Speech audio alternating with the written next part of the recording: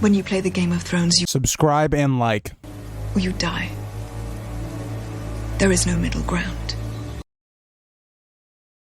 All right, hello YouTube. Welcome back to the Grease Comedy YouTube channel. In today's video, a little bit of an earlier upload. I'm going to be doing this on Sundays for House of the Dragon. There's just no reason for me to upload my videos the same time as the episodes are coming out. So these will be a little bit earlier on Sundays just for you guys. But I thought, what else would be more fitting to talk about the source book for House of the Dragon, Fire and Blood? And the main question that I want to ask to you guys, what are your thoughts on Fire and Blood? As the title suggests, is Fire and Blood a good book?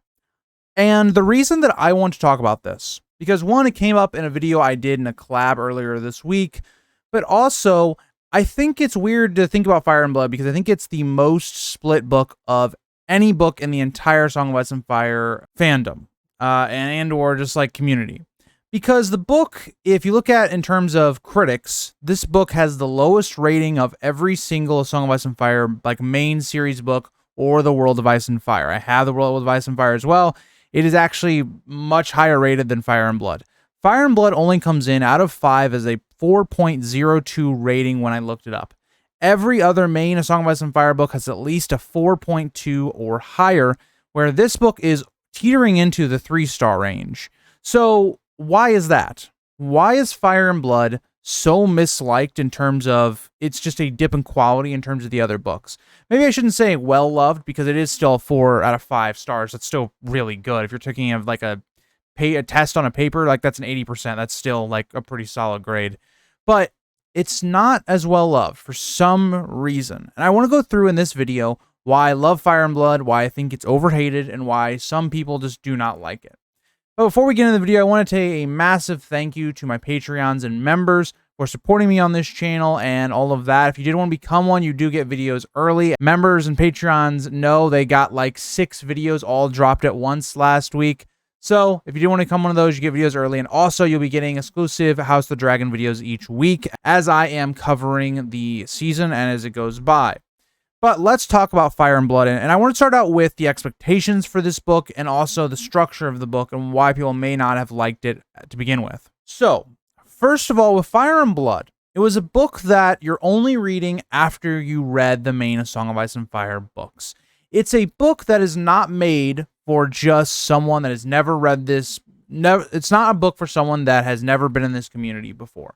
The only other book that I would say kind of that holds true with is A World of Ice and Fire. World of Ice and Fire is also not a book that is made for just, you can pick this book up without, reading the main story or anything, and you'll like it. You just won't.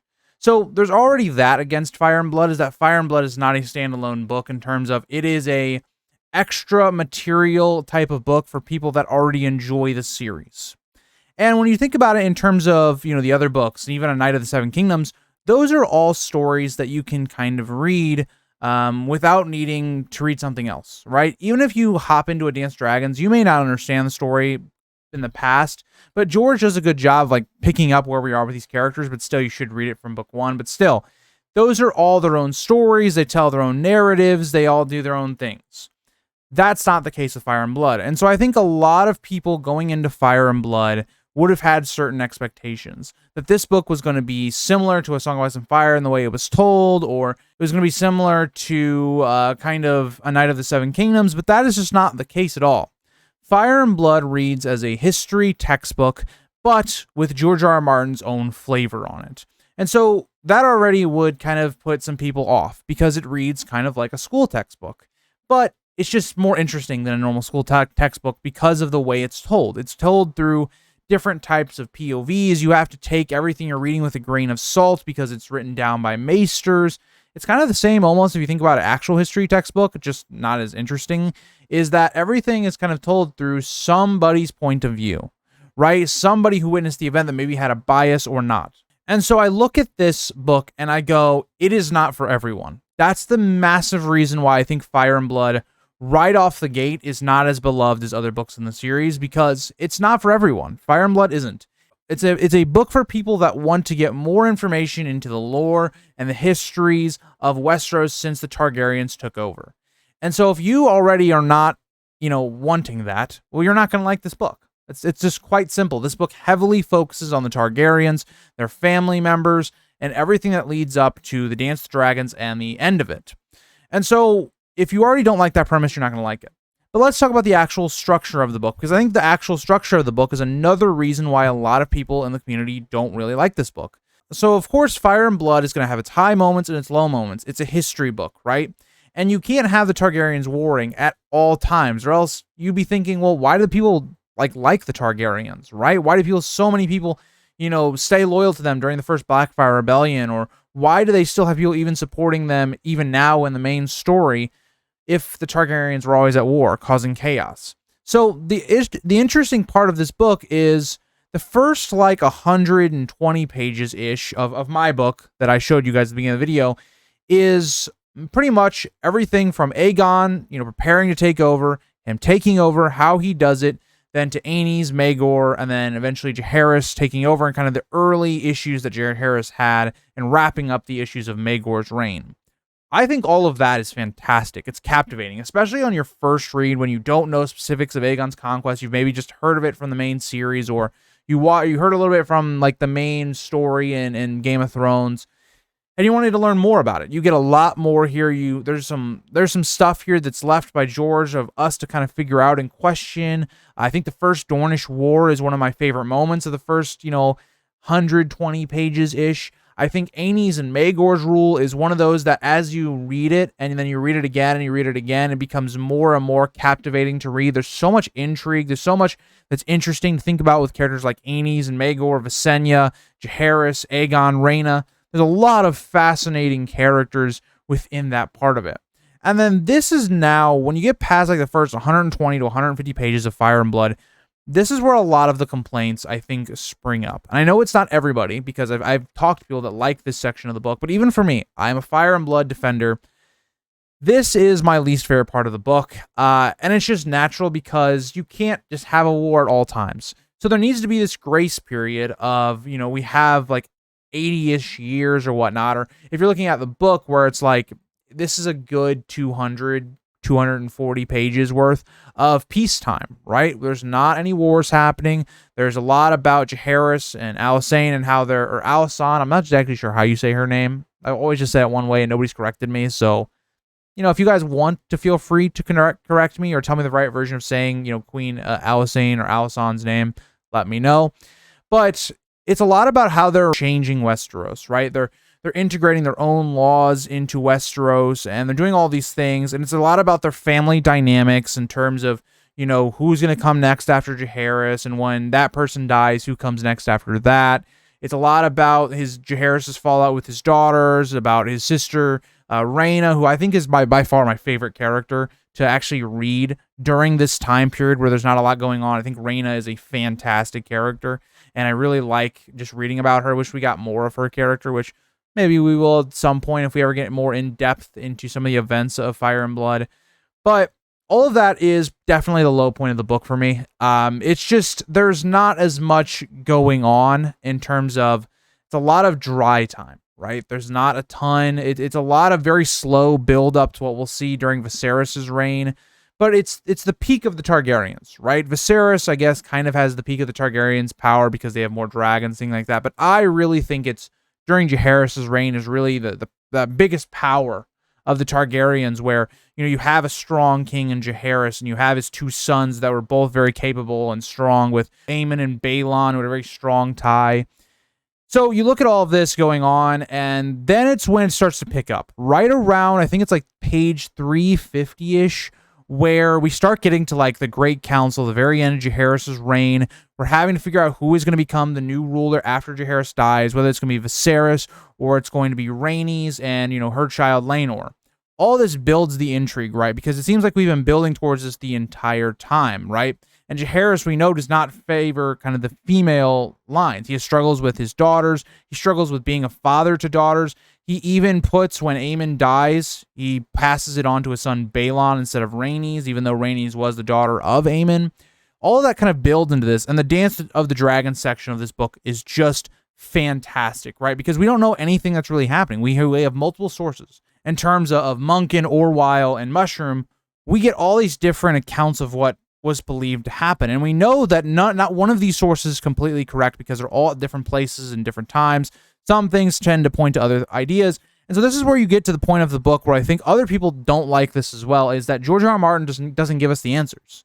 He gives us some answers or some ideas and makes us choose which we believe in. Or are all the answers wrong, and that we have to take some bits and pieces from all the different answers to figure out what we think fits the medium of the characters. It's what makes House of the Dragon so interesting, is because there is no right answer, right? You may have a completely different interpretation of the Dance of the Dragons than I do, because maybe I have some biases and I like some characters more than others, so I am willing to believe that they maybe didn't do something, but maybe you believe they did do that thing, right? One of the big things in the community was always what actually happened between Rhaenyra and Criston Cole. And so I always had my idea of it, and other people had their ideas of it, and so they mixed and matched all of these different rumors that we heard, and this idea that, oh yeah, Rhaenyra was having some sort of thing with Daemon, but then, Rhaenyra was actually going with Criston Cole, but then Criston Cole wanted to, run away with her, marry her, all these things, and then Rhaenyra didn't do that, so then Criston Cole turns to the Greens. That was a huge mystery within the community until House of the Dragon. It's still a mystery now, right? That's not the concrete proof answer. That's just their interpretation. That's Ryan Condal, the House of the Dragons team. That's their interpretation of the dance, and that's completely fine.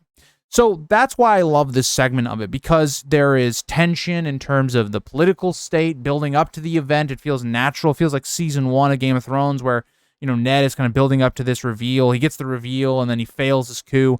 It kind of feels like that all the way up and after the Great Council, right? You start to slowly build up to this event with Viserys, this king that doesn't seem very good at ruling. He doesn't have a lot of personality, unfortunately, in the book, whereas he does in the show. But we build up to this conflict, and then just everything explodes. We're seeing war crimes. It's a war between two factions that you almost don't know who to pick, because both of them are just filled with people that are doing awful actions that we'll see in House of the Dragon. Now, House of the Dragon made both sides a bit more likable. That's not the case in the book. In the book, both sides are pretty not great. They both commit many different war crimes, and they are built up even before the war, doing some quite awful actions that are at least alluded to from both sides. And so you look at the dance, and it's this event where you have battles. It feels like an entire conflict within the entire country, where there's battles going off in the Reach, there's battles going on in the Riverlands, there's stuff happening towards the Westerlands. You've got the North becoming involved. You've got, the Greyjoys, they're getting involved. It's an entire conflict that just spans all of Westeros. And it gets involved even in Essos, in terms of something we'll see later on in House of the Dragon, so I won't really talk about it here. But this is why I think Fire and Blood is still a very good book, because I think the beginning segment is good, and then we kind of have a little bit of a lull period, and then it builds right back up to another beautiful conflict, and then I think it resolves pretty well as well, because the Dance of the Dragons takes up a large span of this book, right? After, about page 350, probably almost all the way up to like page 600, 610, around that area, is just the Dance of Dragons. It takes that long to get through it. There's just so much going on in the world, a lot of build up to it, and then a lot of that resolution to it. And so the final part of this book is really dealing with, okay, what happens after the dance, right? It kind of feels like a reconstruction period, like in like American history. After the Civil War, how do we then go to this different era of the United States? That's what it feels like. It feels like we go now, we shift to this different state of the Targaryen legacy. You have, a character that I won't say for spoilers for House of the Dragon, but you have somebody that takes over. And so what happens now, right? What happens now in this time period? And I find this very interesting, is that, you having this dynamic of which we're kind of having a repeat of history, where Jaehaerys tested on being able to come into his power at such a young age. That's going to happen once again. And so we get kind of a reflection of the beginning of Jaehaerys' era here, but it's just very different in terms of the power dynamics and things like that. And so Fire and Blood ends on quite an ominous note. Spoilers here for House of the Dragon, but at this time, Aegon III, he takes over, and he struggles out of the gate, right? Because he has some issues with his Hand of the King, who is a Peak, and the Peaks are not great guys, as we've kind of seen in the story. And it's a different dynamic, because now we're in a state where the dragons are no longer really a thing. Like, they don't give the Targaryens a ton of power. So in terms of Jaehaerys, he had a dragon. His wife had a dragon. His children all had dragons. They could establish their power with the dragons. That's the way Jaehaerys did it. He did it where he would be very respectful and all these things, but if you tried to pull something on you, he would make sure he had his dragon there to show you, yeah, if you try to rebel, just remember, we have the dragons. You know, I have Vermithor. That's kind of now out the window. So how do we go about now where the Targaryens are in a state where they have to rule well? They cannot, you know, dilly-dally around. They don't have dragons anymore to back up their claims. And that's going to be the huge focus of Fire and Blood Part 2, where we're going to take into, you know, coming into these reigns of Targaryen kings without the dragons. And the weird thing is, it's like, this is kind of the point where we have a lot of pretty mid kings. Outside of Viserys, but he's only going to, you know, or Viserys II, who's only going to rule for about a year. We have a lot of bad kings. There's a lot of stretch of pretty okay to bad kings right after the end of Fire and Blood. So it'll be interesting to see how George writes those. But for me personally, you know, now that I've kind of gone through the structure of Fire and Blood, why I like this book so much. I love this book because it challenges the reader to figure out what they believe truly happened. I personally love the Targaryen histories and the idea of that there's a Maester conspiracy. And so when you go through the book and you're somebody that really subscribes to the Maester conspiracy theory that was really introduced at the very end of A Feast for Crows, you kind of look at the details of the things that are being written in these books, how there seems like there's so much favor towards the Hightowers, the Greens. One of my favorite parts of this book is actually that Maegor marries a Hightower. And it's this interesting move because it foreshadows what's going to happen in the dance quite a lot. It's the Hightowers trying to get on the throne. And the Hightowers even back Maegor for a little while, which is quite interesting. Given the fact that, you know, later on, Otto Hightower is going to compare Daemon to Maegor when their house actually supported Maegor for a good portion of the war.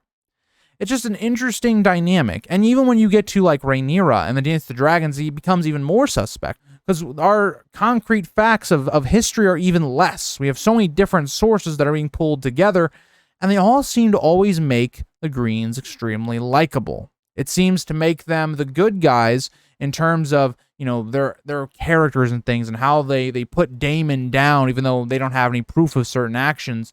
It makes the reading very interesting. It makes you engaged in the material. Even though it's written as a history book, it engages your ideas. It engages what you believed happened. One of the most popular theories in the fandom came from Preston Jacobs when all those years ago when he wrote his story about the Maester conspiracy. And his first version he actually wrote that before Fire and Blood came out. But when Fire and Blood came out, it can change that dynamic, make you change how you maybe view this whole world. And it's a really interesting read to me. And I think the thing that hampered this story quite a lot, I talked about it at the very beginning, was expectations for it. And I also think the way people were daunted by the task of it being a history book. I think those two things really hampered this story. And I think that George R. Martin does some fantastic writing in this book. I know some have said that, you know, Fire and Blood has some pretty mediocre writing or bad writing, and I've never understood that. I find the writing for Fire and Blood to be as good as any of the others in the series. It's just a different way of writing. You can't have those emotional moments in terms of being inside a character's head like you are in Dunk and Egg, for instance. You can't have that type of writing, of course, because it's a history book. But, I don't know. Let me know what you guys think about Fire and Blood. I really would love to hear your guys' thoughts because I think it's one of those books that just, it's underloved, and I think it's one of those things that divides the fan base and how they view it. But I will see you guys all in tonight's live stream with Voice of Old Town, so check us out. We'll be live directly after the episode drops, after we have time to actually watch it, and then we'll be with you guys probably around like 9:15 U.S. Central Time, I would assume, around that time. But I will see you guys then. I hope you guys all enjoyed tonight's episode, and I'll see you tonight. Bye, guys.